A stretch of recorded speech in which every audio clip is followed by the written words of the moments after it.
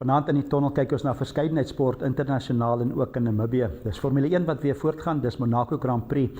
MW Welman gee sy mening, so ons luister saam op in die tonnel wat MW Welman sê.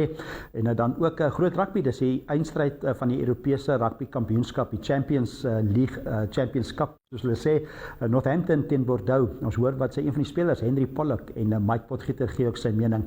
Nou sokker gaan voort, Engelse Premier League maak eintlik klaar die naweek, is die laaste ronde. Ons hoor van 3 afrigters wat hulle mening is op in die tonnel. Dit is onder andere Liverpool, Everton en Newcastle se afrigters.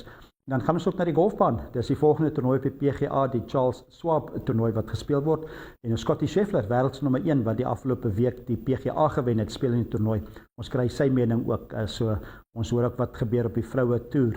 En so 'n klomp internasionale aksie wat plaasvind en dan in Namibië is daar altyd 'n groot klomp aksie. Lekker rugby, veral rugby wat op televisie op die NTV uitgesaai word.